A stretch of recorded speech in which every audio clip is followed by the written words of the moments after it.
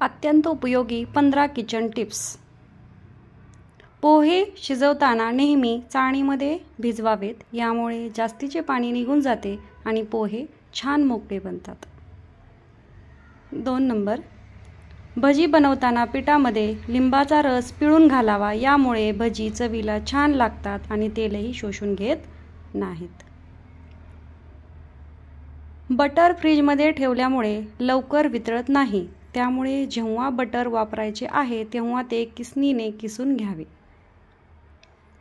गुलाबजाम बनवताना पाक नेहमी पातळच करावा, जास्त घट्ट पाक करू नये। पाक पातळ केल्यामुळे गुलाबजाम छान तयार होतात। दही मसाल्यामध्ये घालायचे असेल तर अगोदर व्यवस्थित फेटून मगच मसाल्यामध्ये घालावे, यामुळे दही मसाल्यात टाकल्यावर फाटत नाही।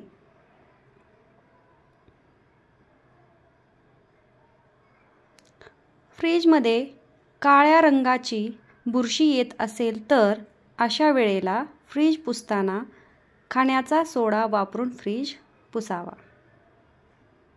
दही जास्त आंबट झाले तर त्यामध्ये ग्लासभर पाणी टाकावे आणि थोड्या वेळाने ते पाणी काढून टाकावे, यामुळे दह्याचा आंबटपणा निघून जातो। पुऱ्या कमी तेलकट व्हाव्यात, पुरीला रंग छान यावा, पुरी टम फुगावी, यासाठी पुरीची कणिक मळताना त्यामध्ये 1 चमचा साखर टाकावी। गव्हाच्या पिठाला जाळी लागू नये म्हणून गव्हाच्या पिठामध्ये तामलपत्र टाकून ठेवा, गव्हाच्या पिठाला जाळी लागणार नाही। कोणत्याही प्रकारच्या डाळी वर्षभर टिकून राहण्यासाठी डाळी कडक उन्हामध्ये वाळवून त्यात मिठाचे खडे किंवा तमालपत्र टाकून हवाबंद डब्यामध्ये भरून ठेवाव्यात, यामुळे डाळी वर्षभर चांगल्या राहतात, अजिबात खराब होत नाहीत।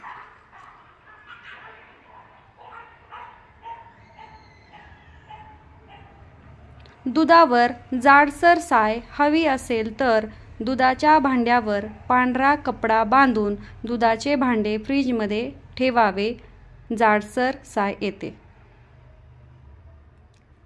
हिरवी मिरची मिक्सरला बारीक करून घेतल्यानंतर त्यात थोडे मीठ टाकावे आणि थोडे लिंबू पिळून फ्रीजमध्ये ठेवावी, यामुळे मिरची जास्त दिवस टिकून राहते आणि रंगसुद्धा बदलत नाही। पालेभाज्या शिजवताना नेहमी लोखंडी कढईमध्ये शिजवाव्यात, यामुळे भरपूर प्रमाणात लोह मिळते। हिरव्या पालेभाज्या शिजवताना त्यावर झाकण ठेवून शिजवाव्यात, यामुळे भाज्यामधील व्हिटॅमिन वाफेसोबत निघून जात नाही।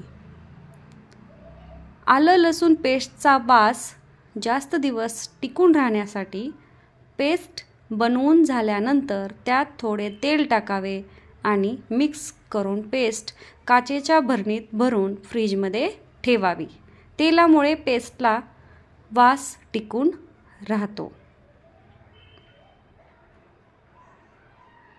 Thank you.